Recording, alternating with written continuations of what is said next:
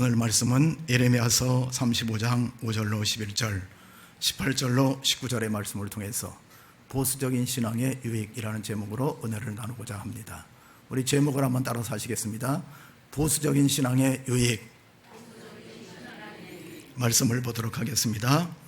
내가 레갑 사람들의 후손들 앞에 포도주가 가득한 종지와 술잔을 놓고 마시라 권하매 그들이 이르되 우리는 포도주를 마시지 아니하겠노라. 레갑의 아들 우리 선조 요나답이 우리에게 명령하여 이르기를 너희와 너희 자손은 영원히 포도주를 마시지 말며 너희가 집도 짓지 말며 파종도 하지 말며 포도원을 소유하지도 말고 너희는 평생 동안 장막에 살아라. 그리하면 너희가 머물러 사는 땅에서 너희 생명이 길리라 하였으므로 우리가 레갑의 아들 우리 선조 요나답이 우리에게 명령한 모든 말을 순종하여 우리와 우리 아내와 자녀가 평생토록 동안 포도주를 마시지 아니하며 사르집도 짓지 아니하며 포도원이나 밭이나 종자도 가시지 아니하고 장막에 살면서 우리 선조 요나답이 우리에게 명령하신 대로 다 지켜 행하였노라. 그러나 바벨론의 느부갓네살 왕이 이 땅에 올라왔을 때 우리가 말하기를 갈대아인의 군대와 수리아인의 군대를 피하여 예루살렘으로 가자 하고 우리가 예루살렘에 살았노라. 아멘. 보수와 진보가 있습니다. 보수의 가치는 전통을 지키고 또 전통에 좋은 것들을 계승해 나가는 것을 보수라고 얘기합니다. 진보는 시대 상황에 맞춰서 시대 정신을 해석하고 그리고 또 미래를 향해서 나아가는 세력을 가리켜서 진보 세력이라고 하는 것입니다. 가정을 예를 든다면은 가정의 전통적인 가정은 한 남자와 한 여자의 결합으로 이루어진다고 보수적인 사람들은 생각을 합니다. 그래서 결혼 정령에 있는 남자와 여자가 양성이죠. 양성이 가정을 이루어서 그리고 자녀를 낳고 가계를 이어나간다. 이렇게 생각하는 가치관을 가진 사람들을 가리켜서 보수적이다. 그렇게 얘기를 합니다. 반면에 진보적인 사람들은 뭐라고 생각하냐면은 가정이 남자와 여자의 결합일 뿐만 아니라 맞추면 된다 이거예요. 맞추면 된다는 얘기는 젠더란 얘기입니다. 제가 여기 아이패드를 쓰고 있는데 아이패드를 젠더로 맞춰야지만 화면이 나가죠. 마찬가지로 맞추면 된다 이겁니다.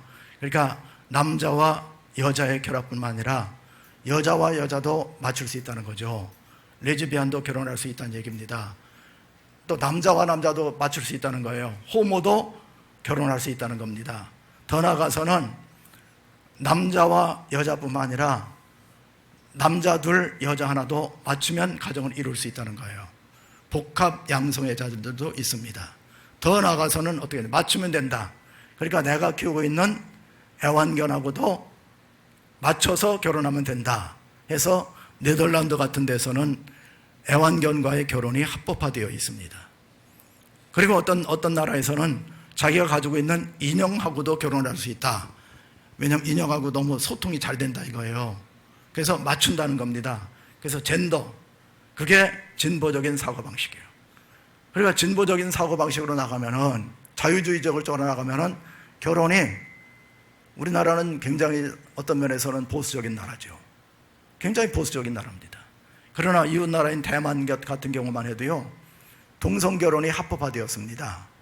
그리고 전직 대통령도 우리나라에 차별금지법이 통과가 돼야 된다 이렇게 말을 했어요. 차별금지법이 통과가 되면은 여자와 여자도 결혼할 수가 있고요, 남자들 여자 하나도 결혼할 수 있는 이런 복합 양성 가정들이 되는 날이 멀지가 않았다는 것입니다.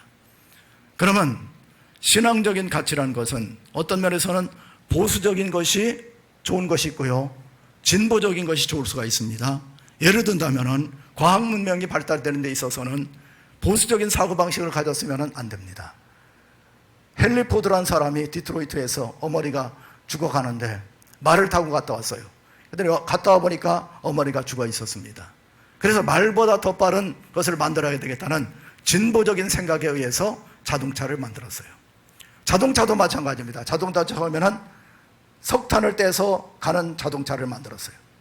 그러다 안 되니까 좀 더 진보돼 가지고 화석연료인 석유와 경유를 집어넣어서 가는 자동차를 또 만들었어요. 또 그게 또 진보가 되니까 이제는 전기 자동차를 만들었고 수소장 자동차를 만들었습니다. 앞으로는 자율주행 자동차도 만드는 거예요. 그러니까 과학 문명이 발달하기 위해서는 진보적인 사고방식이 굉장히 또 중요할 수가 있는 거예요. 그러면 성경적인 사고방식은 어떤 사고방식이냐 하는 것입니다. 성경은 어떤 면에서 보면은 보수적인 가치를 굉장히 많이 추구합니다. 오늘 성경에 나오는 레갑이란 사람이 나옵니다. 레갑 따라합시다. 레카브란 말에서 온 말이에요. 레카브란 말은 마차란 뜻입니다. 이 가문이 마차를 만들면서 가게를 이어나간지 모르겠습니다만 성경에 레위기 예레미야 35장에 나와 있는 레캅은 어쨌든 마차라는 뜻을 가지고 있고, 이 사람의 먼 조상으로 올라가면은 모세가요, 출애굽을 할 때 모세의 장인 이름이 이드로입니다. 이드로에게 아들이 있었어요. 이드로의 아들의 이름이 뭐냐면 호밥. 따라합시다. 호밥. 팝콘 아닙니다. 호밥입니다. 호박 아니에요. 호밥입니다. 호밥의, 그러니까 모세의 부인 이름이 십보라예요. 그러니까 이드로에게는 아들은 호밥이고 딸은 십보라입니다.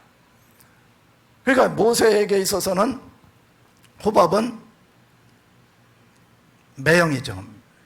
처남이라고 그러나요? 처남 매부지간입니다. 그래서 이 호밥에게 아들들이 쭉 이 사람들이 출애굽을 하다가 이스라엘 백성들하고 합류가 되었습니다. 그리고 가나안 땅에 들어왔어요. 그래서 이 사람들이 어떤 사람들이 됐냐면, 이스라엘은 12지파가 있는데 몇 지파가 있다고요? 12지파가 있는데 12지파의 정통 속에 들어가지 않는 거예요. 그래서 성경을 보면 이런 사람들을 가리켜서 잡족, 이 사람들을 가리켜 호밥 족속으로 가리켜서 겐족속, 소수민족입니다. 소수민족으로 합류돼 가지고서 이 사람들은 여호와 신앙을 받아들인 거예요. 저기 미국 LA에 가면은, 저 LA 중심가에 보면은 한인타운 있잖아요. 한인타운 그 안에 아리랑 마트라는 데가 있습니다. 거기에 한국 사람들이 많이 가요. 주류 사회 속에서 작은 소수민족이 크게 자리를 하게 된 겁니다. 마찬가지로 호밥 족속 밑에 겐 족속은 이스라엘 백성들이 가나안 땅에 정착을 하면서 소수민족으로서 큰 역할을 하게 된 겁니다. 그래서 이 사람들이 신앙을 견고하게 지킨 거예요. 그래서 그 사람들 이름을 레갑 족속, 그런데 레갑 족속에게 아들이 있었는데, 레갑 족속의 아들 가운데 누가 있었냐면, 따라합시다. 요나답. 그러니까 요나답이 어떤 사람이냐면은, 열왕기하 10장에 보면은 이스라엘 나라는 7대 왕인 누가 있었냐면 아합 왕이라고 있었어요. 이 사람이 19년 동안을 통치를 했는데 악정을 베풀 대로 베풀었습니다. 이세벨의 우상을 다 끌어들여서 여호와 신앙을 믿고 있는 사람들을 잡아 죽이고 우상을 만들어 놓고 성전을 회파하고 이런 역할을 했었어요.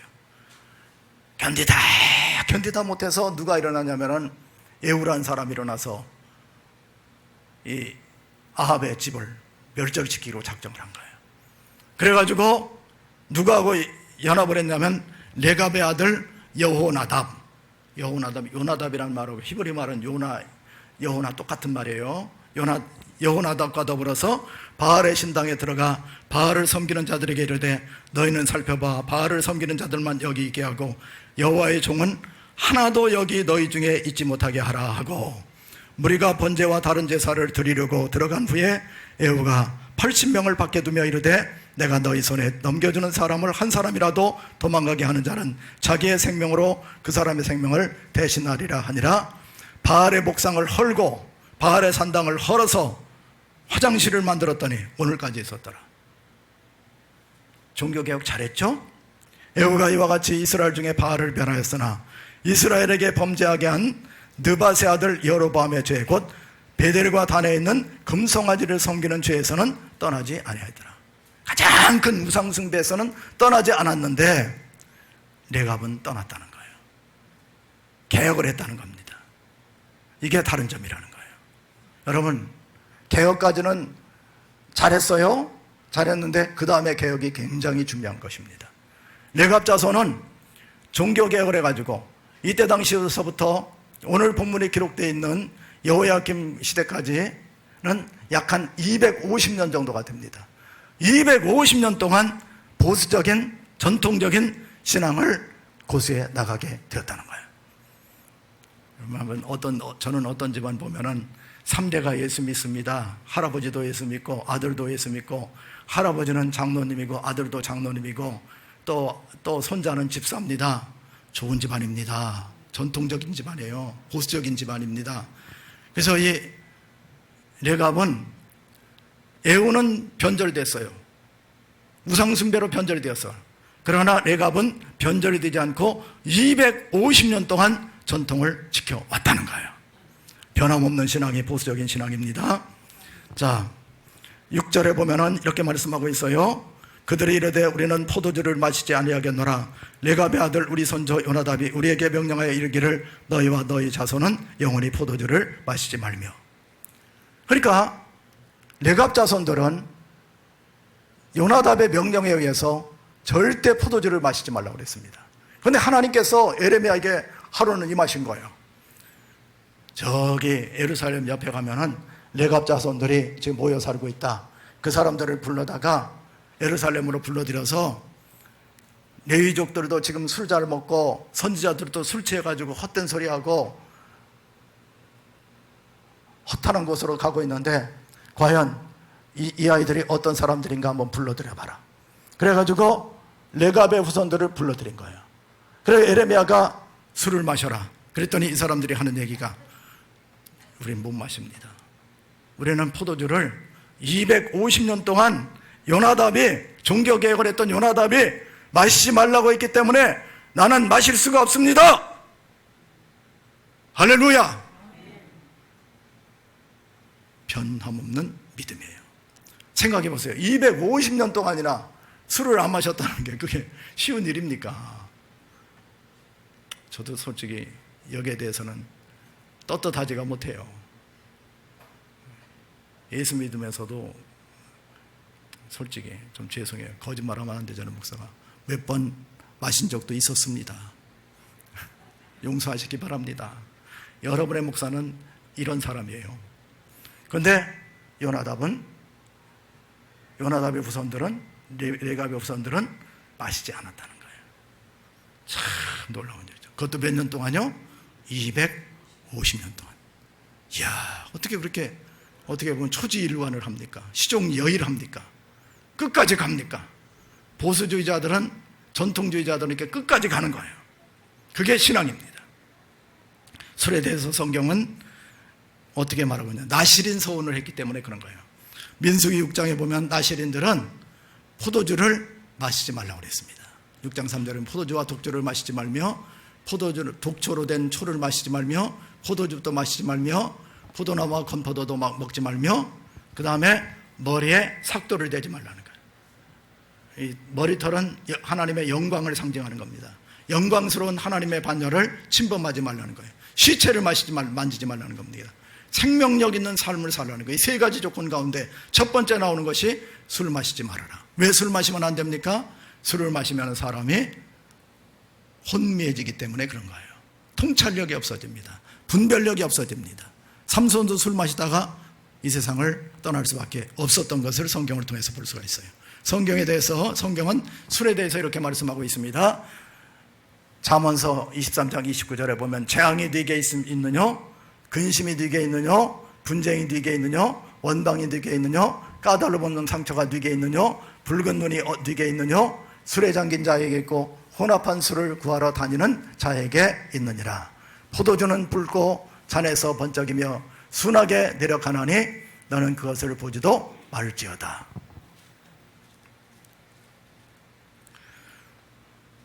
그것이 마침내 뱀같이 물 것이요 독다같이 쏠 것이며 내 눈에는 괴이한 것이 보일 것이요 내 마음은 구부러진 말을 할 것이며 너는 바다 가운데 누운 자 같을 것이요 돛대 위에 누운 자 같을 것이며 내가 스스로 말하기를 사람이 나를 때려도 나는 아프지 아니하고 나를 상하게 하여도 내게 감각이 없도다. 내가 언제까지까 다시 술을 찾겠다 하리라.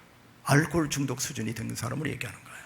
알코올에 취해 있고 알코올을 탐닉하고 알코올 중독이 된 사람들은 통증도 못 느끼고 분별력도 없고 그리고 미래도 알 수가 없고 불확실한 삶을 살다가 멸망당할 수밖에 없기 때문에 술을 쳐다도 보지도 말고 만지지도 말라고 성경은 말하고 있는 것입니다. 여러분, 삶 속에서도 이런 술의 해악에 대해서 말씀하고 있지만은 영적으로도 성경을 보면은 술 마시고 살다가 멸망당한 제사장 반열에 있는 사람들도 있습니다. 레위기서에 보면은 레위기서 10장 1절에 아론의 아들 나답과 아비후가 각기 향로를 가져다가 여호와께 명령하시지 아니한 다른 불을 담아 여호와 앞에 분향하였더니, 그러니까 지성소에 성소에 보면은 금촛대와 떡상이 있고 지성소로 들어가는 것에 분향단이 있습니다. 향단이 있어요. 거기서 24시간 365일 동안 향이 피어 올라가는 거예요. 기도를 얘기하는 겁니다. 그래서 분향단을 매일 갈아줘야 되는데 이 사람이 불에서 성령에 취해가지고 하나님이 지시한 불을 해야 하는데 이 사람이 아마 술을 취했는 것 같아요. 제가 하는 얘기가 아니라 나답과 아비후가 술에 취했을 것이라고 많은 성서학자들이 얘기를 합니다. 술 취해서 하나님 앞에 분향을 드리다가 어떻게 됐어요?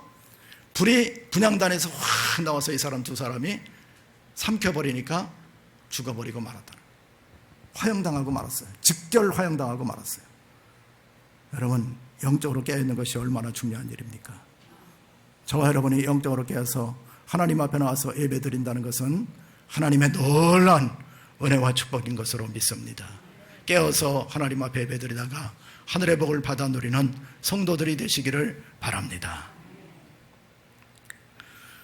또 에레미야 7장에 보면은 레갑 족속들에게 두 번째 명령은 어떤 것이냐면은 이렇게 말하고 있어요. 7절, 너희가 집도 짓지 말며 파종도 하지 말고 포도원을 소유하지도 말고 너희는 평생 동안 장막에 살아라. 그래야만 너희가 머물러 사는 땅에서 너희 생명이 길리라 하였으므로. 여러분들이 이 본문을 보면은 이 생각이 듭니다. 아, 기독교는 무소유인가 보다.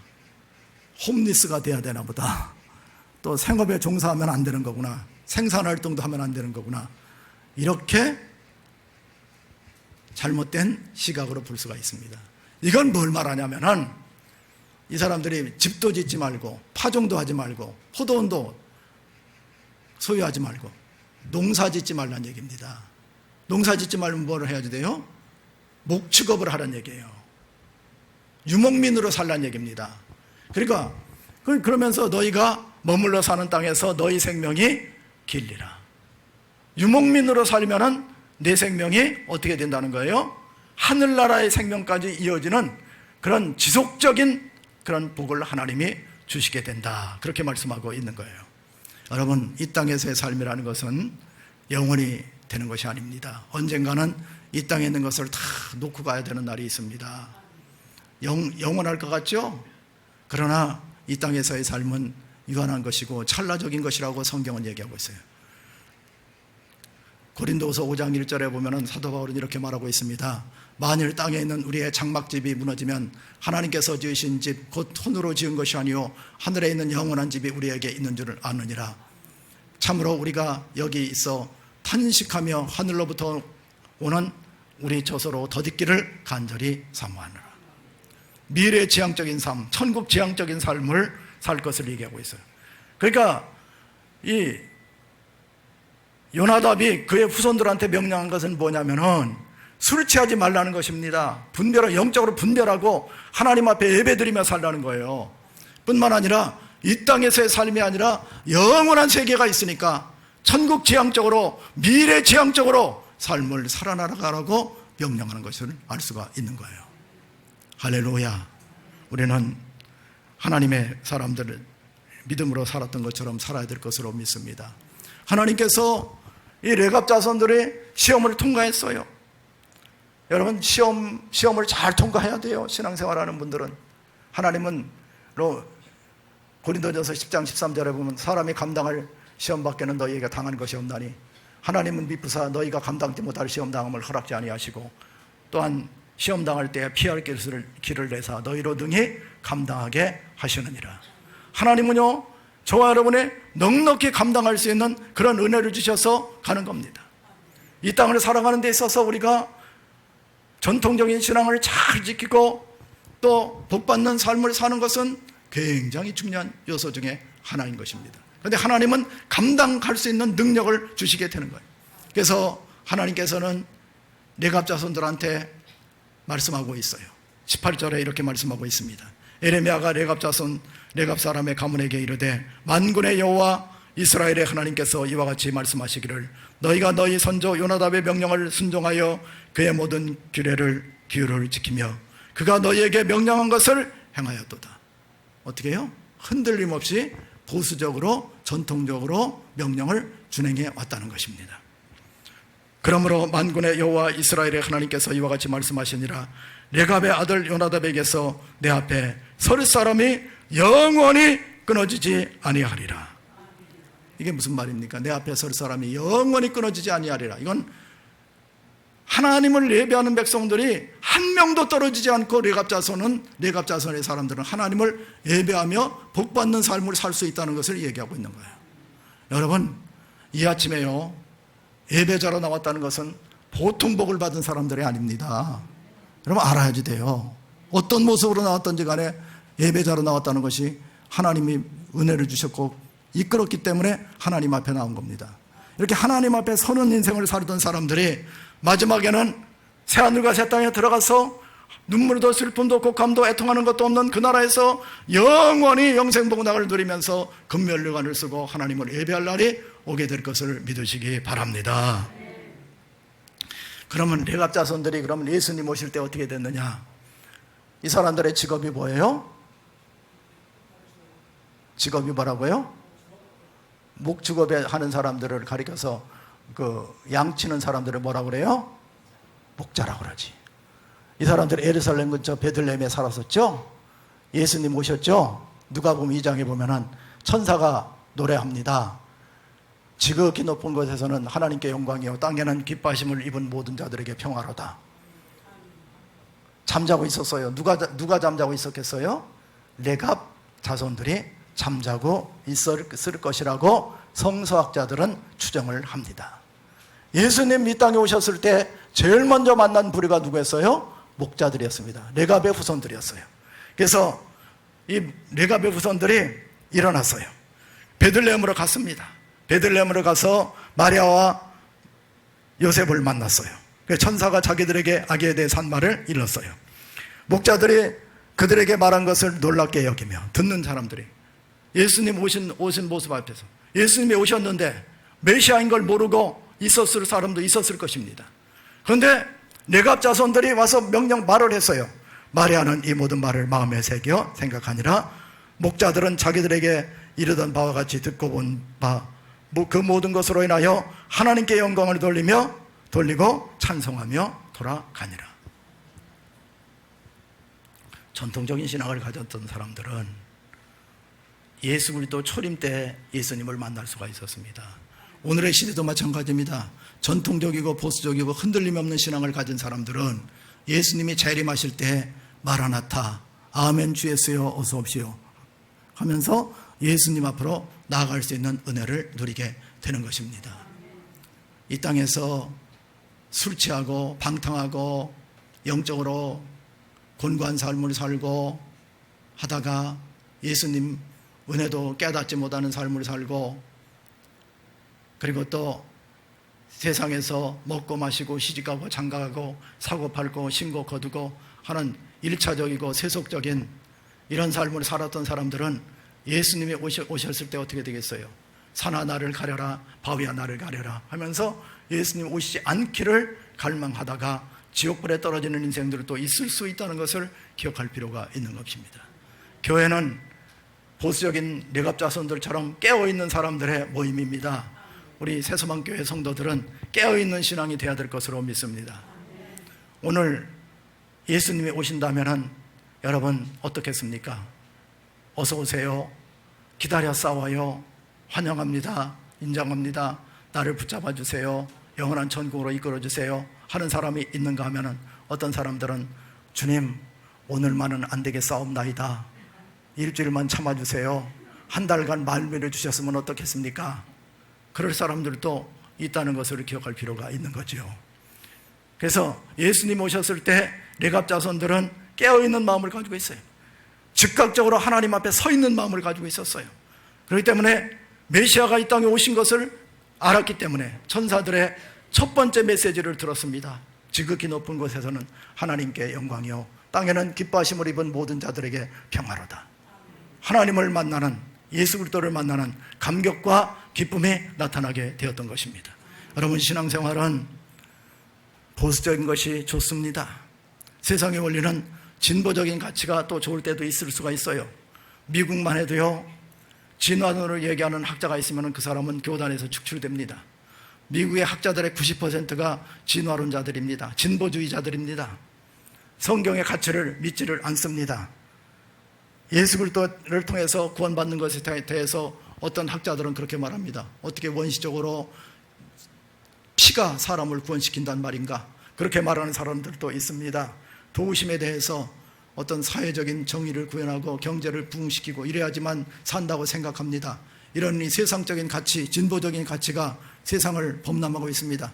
신학도 마찬가지입니다. 신앙도 자유주의적인 신앙을 가지고 있는 수많은 그런 학자들도 있습니다. 예수님 동정녀 탄생을 믿지 않고, 예수님이 부활하신 것에 대해서 믿지 않고, 예수님의 재림하실 것에 대해서도 믿지 않습니다. 바티칸 교황청에서는 교황도 믿지 않습니다. 교황의 후계자였던 사람들은 뭐라고 얘기해요? 예수님이 재림하신다는 얘기는 예수님이 술 취해서 망언을 하신 것이다. 그렇게 말하는 바티칸 대변인의 말도 있습니다.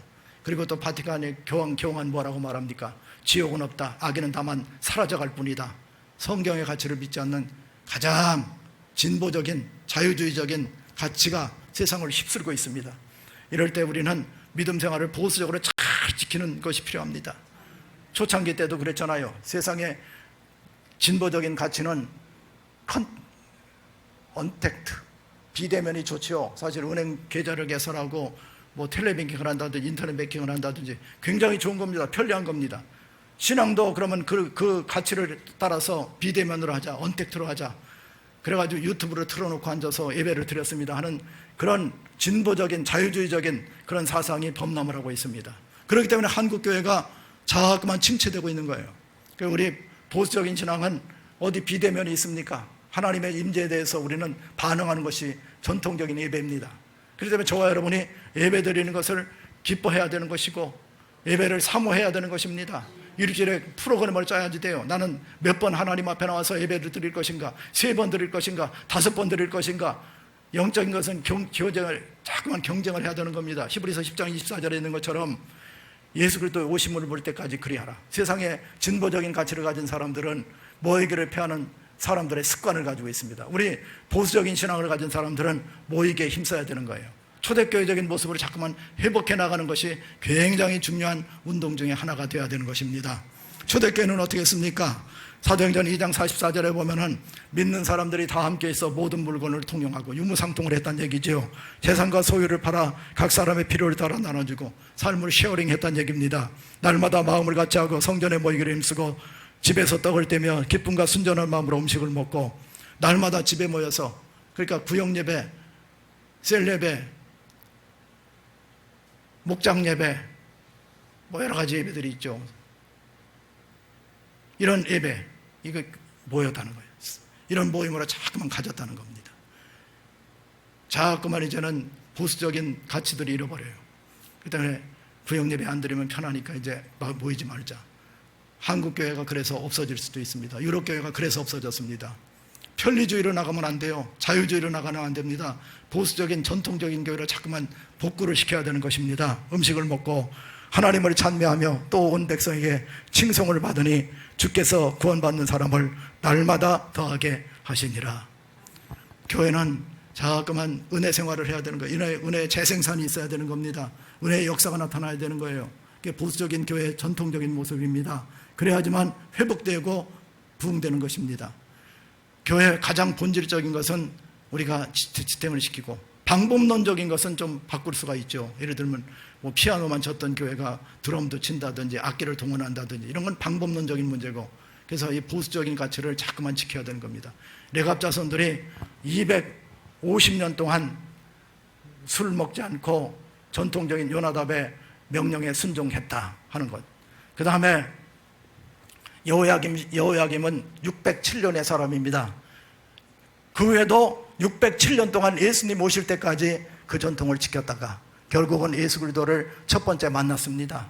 여러분, 연세 드신 분들, 어떻게 내가 신앙생활을 할 것인가?